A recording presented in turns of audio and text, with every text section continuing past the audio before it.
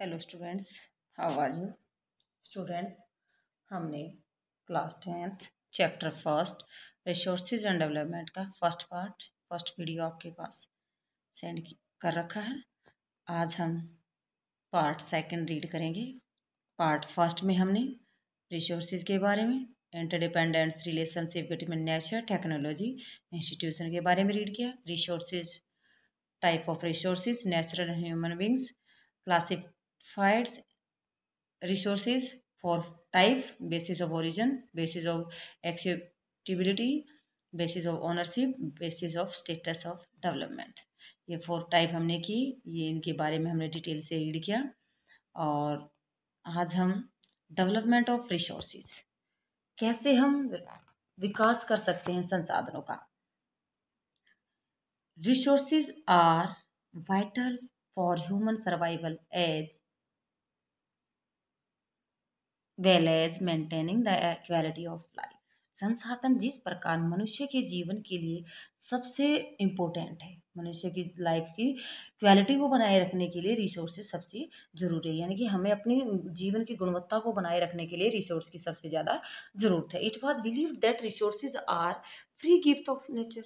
कई बार कुछ विश्वास करते हैं कुछ लोग, रिसोर्सेज क्या है, गिफ्ट है हमारे लिए, फ्री गिफ्ट नेचर। लेकिन ऐसा नहीं है। ये क्या है, मनुष्य के द्वारा अपने नॉलेज, अपने स्किल का यूज़ करके इसको अपने लिए यूजेबल बनाया, अपनी लाइफ को कंफर्टेबल बनाने के लिए नेचुरल मटेरियल को यूजेबल बनाया। As a result human beings use them indiscriminately and this has lead to the following major problem. लेकिन फ्री गिफ्ट मानने के कारण कुछ लोगों ने हमारी जो नेचुरल थिंग्स हैं उनका प्रयोग बिना किसी रोक टोक या बिल्कुल केयरलेस होकर किया है, असावधानी पूर्वक नेचुरल थिंग्स का क्या है यूज किया है। तो जिसके कारण हमारे सामने कुछ मेजर प्रॉब्लम है, कुछ मुख्य समस्याएं आ रही हैं। First problem is depletion of resources for satisfying the greed of few individuals. सबसे फर्स्ट प्रॉब्लम है कुछ लालची लोगों के कारण हमारे जो रिसोर्सेज हैं उनमें कमी आती जा रही है।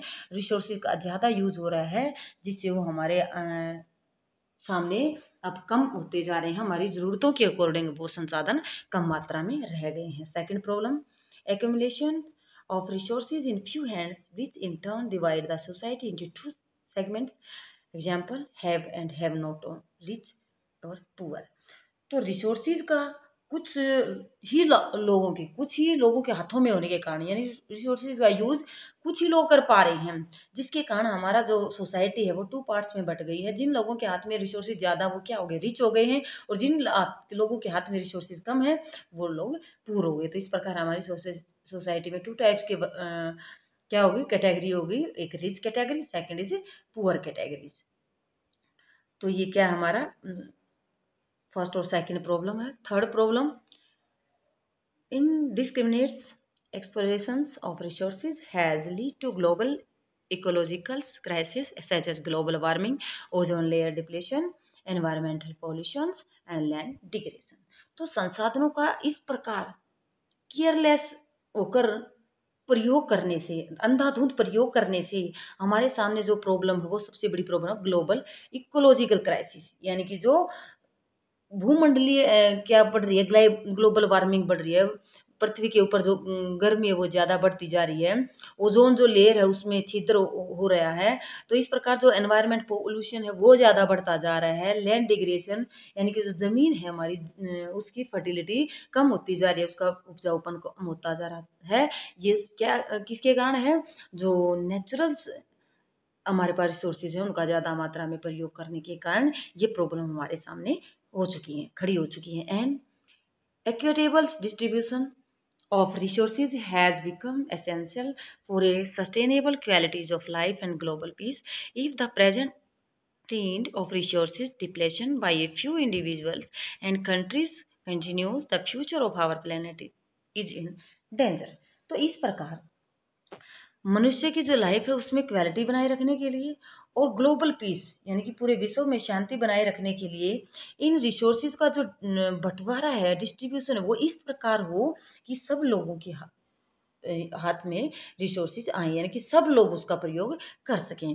कुछ लोगों की बजाय सभी लोग प्रयोग कर सकें। इफ द प्रेजेंट, अगर हम जो प्रेजेंट में जो वर्तमान काल में रिसोर्सेज का यूज हो रहा है, अगर इसी तरह से कुछ इंडिविजुअल लोगों के या कुछ देशों के हाथों में रिसोर्सेज ज़्यादा मात्रा में रहे, तो आने वाले टाइम में हमारा जो अर्थ प्लेनेट है, जो पृथ्वी ग्रह है, वो क्या हो जाएगा, खतरे में पड़ सकता है। जैसे इसका एनवायरनमेंट है वो खतरे में पड़ सकता है, पॉपुलेशन है वो ज़्यादा बढ़ रही है, पोल्यूशन वो भी ज़्यादा बढ़ रहा है, जो ग्लोबल वार्मिंग वो भी ज़्यादा बढ़ रही है। इस प्रकार हमारा जो अर्थ प्लेनेट है वो खतरे में हो सकता है। Therefore resources planning is essential. इस प्रकार जो संसाधनों को योजना पूर्वक यूज करना, ये सबसे बड़ी क्या है, ज़रूरत है, एसेंशियल है, आवश्यकता है for sustainable existence of all form of life. Sustainable existent is the comments of sustainable development. इस प्रकार जो संसाधनों का प्रयोग है वो इस प्रकार से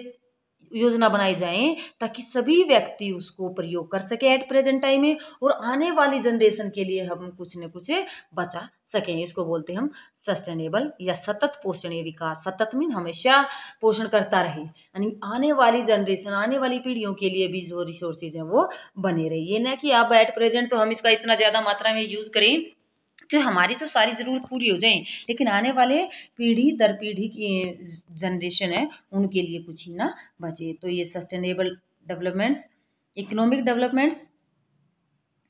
development should take place without damaging the environment. यानी कि इसका क्या डेवलपमेंट का अर्थ है कि बिना पर्यावरण को हानि पहुंचाए विकास करना। And developments in the present should not compromise with the needs of the future generation. कि हम वर्तमान विकास की जो प्रोसेस है उस प्रोसेस को इतनी तेज गति से ना आगे बढ़ाएं, बल्कि आने वाले पीढ़ियों के लिए भी इसको कुछ न कुछ आने वाली जो फ्यूचर जनरेशन है, भविष्य की पीढ़ियां, उनके लिए भी कुछ रिसोर्सेज हम बचाकर रख सकें। इसको बोलते हैं सस्टेनेबल डेवलपमेंट्स। अब इसके जो हमारा जो एनवायरनमेंट प्रॉब्लम्स हैं या अर्थ के जो डेंजर बढ़ता जा रहा है, तो इसके लिए जो सबसे पहला अर्थ समिट हुआ था 1992 में, वो कहाँ हुआ था इसके बारे में रीड करते हैं। रियो डी जेनेरो एक जगह है साउथ अमेरिका है, ब्राज़ील के अंदर है, वहाँ पर ये फर्स्ट अर्थ समिट हुआ था। रियो डी जेनेरो के नाम से इसको जाना गया 1992 में।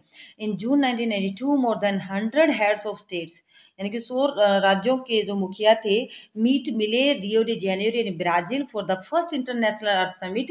पहला अंतर्राष्ट्रीय अर्थ समिट था। The summit was convened for addressing urgent problem of the environment protection, यानी कि जो अर्जेंट जरूरी समस्याएं हैं हमारे पर्यावरण से रिलेटेड, हमारे पर्यावरण को सुरक्षित रखने की, उन पर डिस्कशन करने के लिए क्या बनाया गया था, ये समिट बुलाया गया था। 100 से ज़्यादा स्टेट इसमें पार्टिसिपेट थे।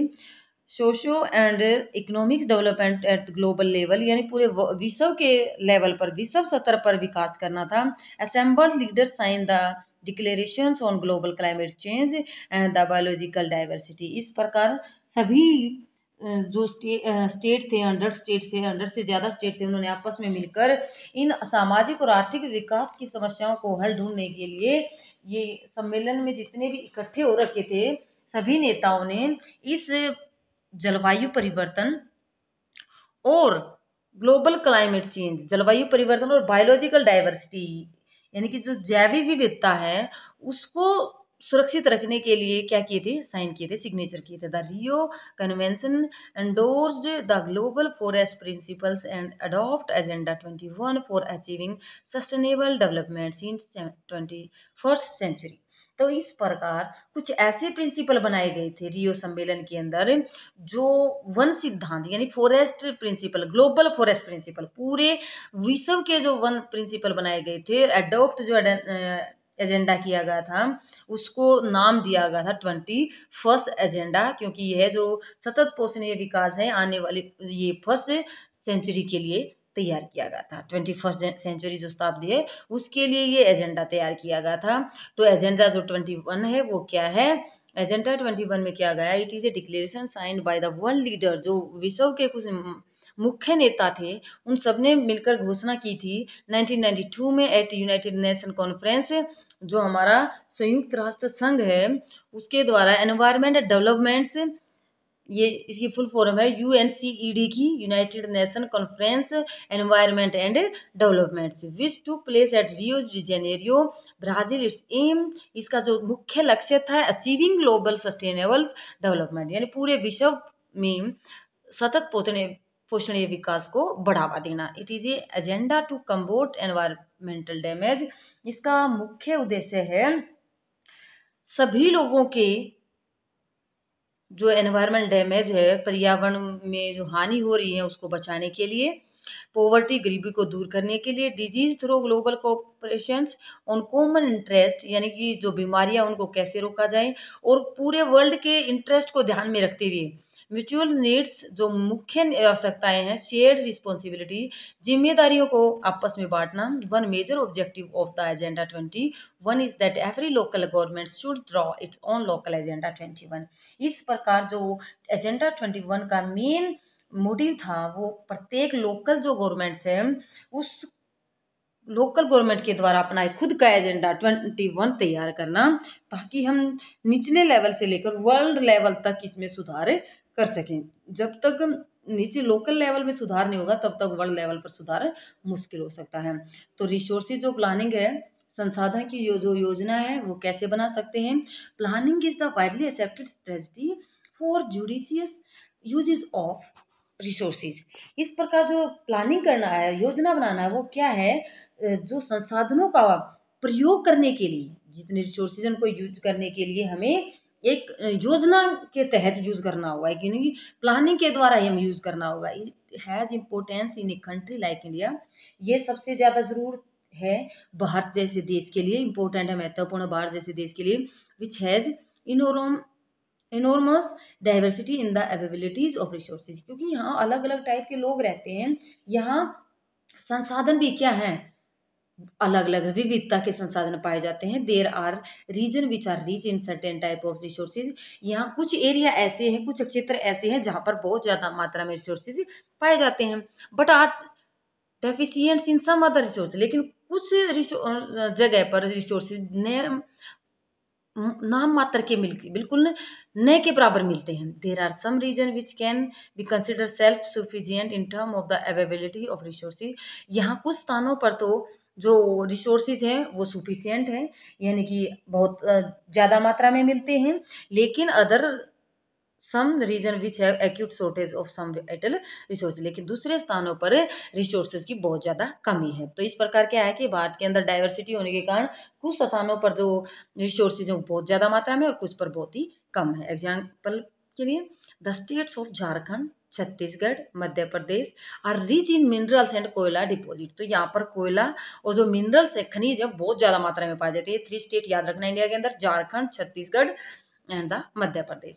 Arunachal Pradesh has evidence of water resources but lack is infrastructural development. जो अरुणाचल प्रदेश में जल संसाधन तो ज़्यादा मात्रा में पाए जाते हैं, लेकिन उनकी विकास डेवलपमेंट की बहुत ज़्यादा कमी है, वहाँ पर डेवलपमेंट अभी नहीं किया गया है। The state of Rajasthan is very well endowed with solar and wind energy. Rajasthan के अंदर सोलर एनर्जी और जो ऊर्जा संसाधन है, जैसे पवन है या सोलर संसाधन है, तो इनकी ज़्यादा प्रयोग किया जा सकता है, बट लेकिन वाटर रिसोर्सेज, लेकिन वहाँ पर जो पानी के रिसोर्सेज है वो बहुत कम है। कोल्ड डेजर्ट ऑफ लद्दाख, जो लद्दाख है कोल्ड डेजर्ट है, is relatively isolated from rest of the country, यानी कि जो लद्दाख है जो हमारा कोल्ड डेजर्ट है, देश के अन्य भागों से अलग थलग है। तो इस प्रकार कुछ ऐसे स्टेट्स हैं जो बिल्कुल अलग हैं दूसरे स्टेट से, तो वहाँ पर कुछ संसाधनों की बहुत ज़्यादा कमी है। It has very rich cultural heritage, तो वहाँ पर जो संस्कृति की विरासत है, जो सांस्कृतिक विरासत है वो बहुत ज़्यादा है, बट डेफिशिएंट इन वाटर, लेकिन पानी की वहाँ फिर भी कमी है। वहाँ पर deficient in water, infrastructure and some vital minerals, कुछ मिनरल्स हैं जो महत्वपूर्ण खनिजों की कमी है, पानी की कमी है, इंफ्रास्ट्रक्चर की कमी है, तो इनके कारण वहाँ कुछ सांस्कृतिक विरासत तो ज़्यादा मिलती है, लेकिन ये जो वाटर की कमी है या मिनरल्स की कमी है बहुत ज़्यादा वहाँ पर कमी है। This call for balance resources planning at the national. इस प्रकार अपने देश के बैलेंस को बनाए रखने के लिए हमें सबसे ज़्यादा किसकी ज़रूरत है? State, regional, local level, national आधार पर बैलेंस बनाए रखना। ये क्या हमारे प्लानिंग ऑफ रिसोर्सेज का पार्ट है। Resources planning in India, Bharat में किस प्रकार की प्लानिंग की जा रही है रिसोर्सेज को लेकर? Resources planning a complex process which involve, इस प्रकार भारत में एक डिफिकल्ट प्रोसेस है ये। Identification and inventories of resources across the region of the country, this involves surveying, यानी कि देश के अलग अलग स्टेट्स में संसाधनों की आइडेंटिफाई करना, पहचान करना, उनकी लिस्ट बनाना, ये फर्स्ट प्लानिंग है हमारी कि कितने रिसोर्सेज किस स्टेट में पाए जाते हैं उसकी लिस्ट बनाना। सर्वे करना, मैपिंग करना, उनकी क्वालिटीज़ का पता लगाना, उनकी क्वांटिटी का पता लगाना, एस्टिमेट लगाना and the measurement of the research और माप तोल करना, ये फर्स्ट वर्क है हमारा, फर्स्ट प्लानिंग है। Evolving a planning structure endeavours with appropriate technology, skill and institutional setup for implementing resources development plans. तो सेकंड जो प्लानिंग का पार्ट है हमारा कि जो डेवलपमेंट प्लानिंग है, विकास की योजनाएं हैं, उनको लागू करने के लिए हमें किसकी ज़रूरत होगी? टेक्नोलॉजी की, स्किल की और संस्थाओं को सेटअप करने की, उनका निर्माण करने, संस्थाएं बनाने की ज़रूरत पड़ेगी ताकि हम विकास के लिए योजना बना सकें। थर्ड क्या है? Matching the resources development plan with overall national development plan. इस प्रकार जो रिसोर्सेज के लिए प्लानिंग की योजनाएं हैं, डेवलपमेंट प्लानिंग की हैं, तो राष्ट्रीय विकास योजना में कैसे उसमें समन्वय किया जाए। India has made concerted effort for the achieving the goal of resources planning right from the first 5 year plan launched after independence. आज़ादी के बाद जो डेवलपमेंट के लिए रिसोर्सेज प्लानिंग किए गए थे उसमें था हमारा फर्स्ट 5 ईयर प्लान, 5 वर्षीय योजना, जिसमें 5 वर्षों के लिए पहले ही बता दिया जाता था आने वाले 5 ईयर्स में हम किन किन, जैसे हम आज़ादी हमें कब मिली? 1947 में। तो 1947 से के बाद 1950 तक हमने अपना कॉन्स्टिट्यूशन तैयार किया और 1950 से लेकर जैसे फर्स्ट प्लानिंग की गई थी 1951-2 में, तो उसके बाद 57 में, 57 से 62, तो इस प्रकार 5 ईयर के गैप के बाद जो 5 ईयर प्लानिंग की गई थी उसमें ये तय किया जाता था कि जैसे फर्स्ट 5 ईयर प्लानिंग के अंदर हमने एग्रीकल्चर पर सबसे ज़्यादा ध्यान दिया था कि एग्रीकल्चर पर हम डेवलप करेंगे, डेवलपमेंट की प्लानिंग की गई थी। The availabilities of resources is a necessary condition for the development of any region, यानी कि किसी भी एरिया के अंदर संसाधनों के विकास के लिए अवेबिलिटी जरूरी है, उपलब्धता, यानी कि रिसोर्सेज कितनी मात्रा में उपलब्ध हैं, ये सबसे पहली स्थिति आवश्यक कंडीशन है। But mayor availabilities of resources in the sense of corresponding changes in the technology institution में hinder development.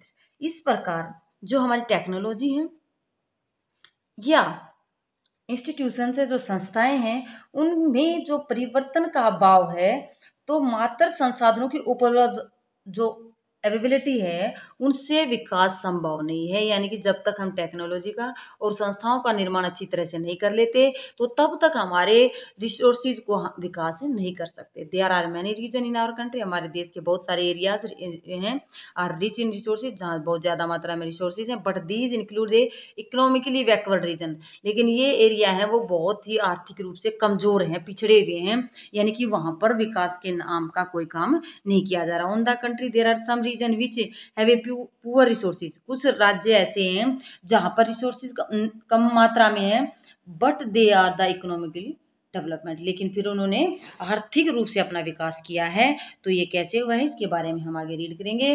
Can you name some resources rich but economically backward region, तो आप ऐसे स्टेट का पता लगाएं कि जहाँ पर रिसोर्सेज की कमी होने के बाद भी वहाँ पर डेवलपमेंट हुई है, लेकिन और कुछ ऐसे एरिया का पता लगाएं जहाँ पर रिसोर्सेज ज़्यादा मात्रा में होने के बाद भी डेवलपमेंट नहीं है। द हिस्ट्री ऑफ द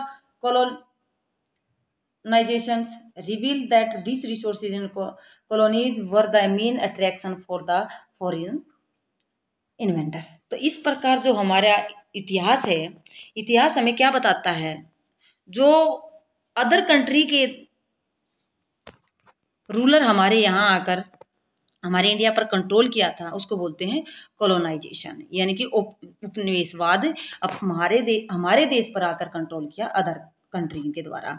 तो ये मेन अट्रैक्शन का जो था, वो विदेशियों के मेन अट्रैक्शन का कारण था हमारे यहाँ के resources. It was the primary the higher level of the technology development of the colonizing country that helped to exploit resources of other region and establish their supremacy over the colonies। इस प्रकार जो उपनिवेशकार थे अपनी अच्छी technology के सहारे हमारे इन संसाधनों का ज़्यादा से ज़्यादा प्रयोग किया, हमारे देश के जो रिसोर्सेज थे उनका प्रयोग करके अपने विकास को, अपने कंट्री के विकास को उन्होंने तेज गति से बढ़ाया था और हमारे रिसोर्सेज का उन्होंने ज़्यादा मात्रा में यूज किया था।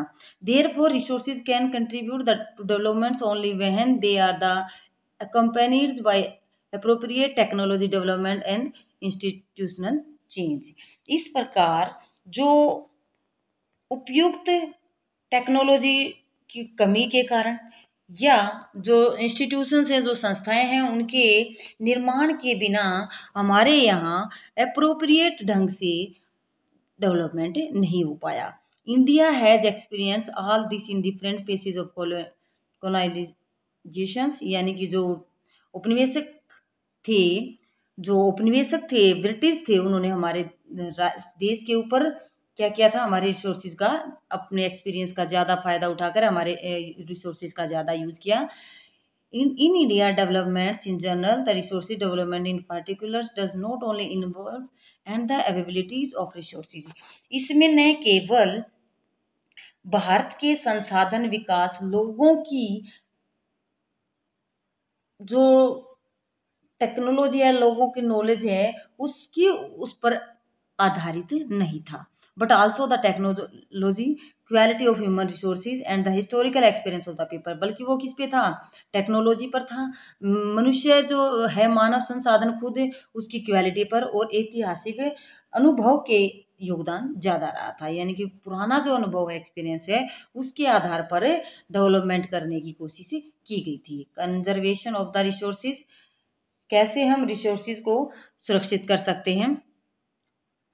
Resources are vital for any development activity, किसी भी विकास की जो एक्टिविटी है उसमें सबसे ज़्यादा महत्वपूर्ण पार्ट किसका है, रिसोर्सेज का है। But irrational consumptions and over utilisations of resources में lead to socio economics and environmental problems, यानी कि किसी भी तरह के जो रिसोर्सेज हैं उनके इम्पोर्टेंट रोल होता है, लेकिन जो रिसोर्सेज हैं उनका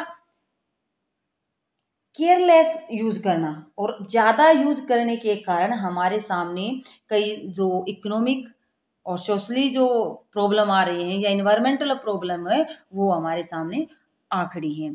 टू ओवरकम दीज प्रॉब्लम, ये problems resources conservation at various level is important. तो इस प्रॉब्लम को दूर करने के लिए सबसे ज़रूरी क्या है, रिसोर्सेज कंजर्वेशन, संसाधनों का सुरक्षा करना, संरक्षित रखना। सबसे पहला सतर है, इम्पोर्टेंट सतर है। This had been the main concern of leader and thinker in the past, हमारे जो पास्ट के लीडर थे या देश के बारे में जो सोचने वाले थे, उनकी जो मेन चिंता थी यही थी। एग्जाम्पल के तौर पर Gandhi ji was very apt, Gandhi ji बहुत ही दुखी थे इस बात को लेकर। Voicing his concern about resources conservation in these word, तो उन्होंने अपने शब्दों में अपने जो रिसोर्सेज हैं उनके संरक्षण के बारे में कहे थे। There is enough for everybody need, हमारे पास जो रिसोर्सेज है वो ज़्यादा मात्रा में है, प्रत्येक व्यक्ति के लिए एनफ है, काफ़ी हैं प्रत्येक व्यक्ति की जरूरत को पूरा करने के लिए, but not for anybody greed, लेकिन जो लालची लोग हैं उनके लिए काफ़ी नहीं है। He place the greedy and the selfish individual exploitative nature of modern technology as the root causes for the resources depletion at global level. He was against mass production and wanted to replace it with the production by the masses. इस प्रकार गांधी जी ने क्या कहा था कि जो हमारे resources हैं वो हम प्रत्येक व्यक्ति की क्या है आवश्यकता पूरा करने में काफ़ी है एनफ है, लेकिन जो लालची लोग हैं उनके लालच को पूरा करने के लिए रिसोर्सेज नहीं है। हमारे पास पेट भरने के लिए तो बहुत कुछ है, लेकिन पेट ही भरने के लिए नहीं है। जो लालची लोग हैं अपना पेट तो भर रहे हैं, साथ में पेट ही भरने पे लगे हैं। इस प्रकार जो वर्ल्ड के रिसोर्सेज हैं उनकी जो हार्स है उनमें जो हानि हुई है वो कुछ लालची और स्वार्थी व्यक्तियों के कारण हुई है। और जो आधुनिक टेक्नोलॉजी है, मॉडर्न टेक्नोलॉजी है, वो हमारे इस रिसोर्सेज का ज़्यादा यूज करने का मेन कारण है। तो अत्यधिक उत्पादन के विरुद्ध थे। गांधी जी क्या कहते थे कि हर चीज़ का मास प्रोडक्शन यानी कि ज़्यादा मात्रा में प्रोडक्शन करना भी क्या है हमारी नेचुरल हमारी एनवायरनमेंट के खिलाफ है। इसलिए वो चाहते थे कि जो अधिक बड़े जन समुदाय द्वारा उत्पादन के पक्ष यानी कि जो ज़्यादा जनता है, ज़्यादा जनता के लिए ज़्यादा उत्पादन करना जरूरी है, लेकिन कम लोगों के लिए ज़्यादा उत्पादन करना जरूरी नहीं है।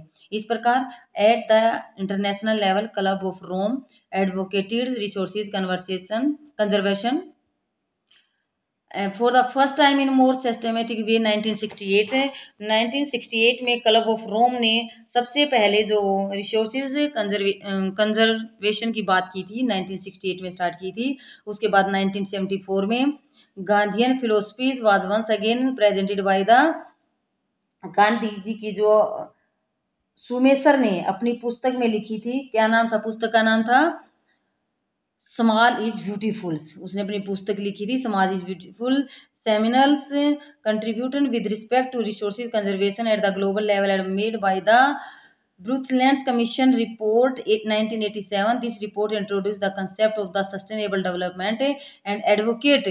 तो इस प्रकार जो सुमेसर ने अपनी पुस्तक लिखी थी समाज इज ब्यूटीफुल, उसमें गांधी जी के बारे में फिर उसने पुनरावृत्ति की गांधी जी की बातों की, जो गांधी जी ने बोला था कि ज़्यादा लालच नहीं करना चाहिए।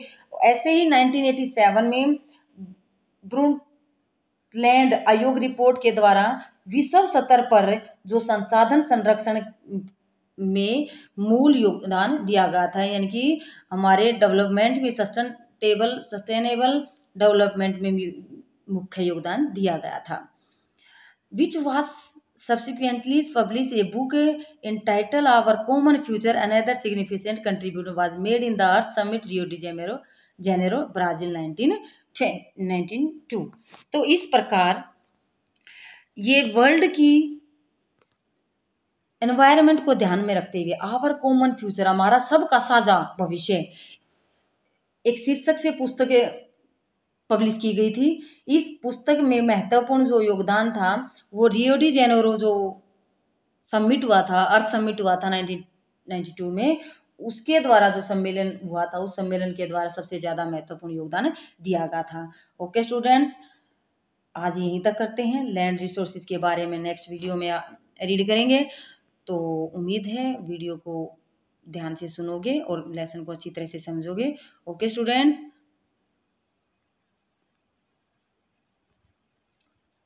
Thank you.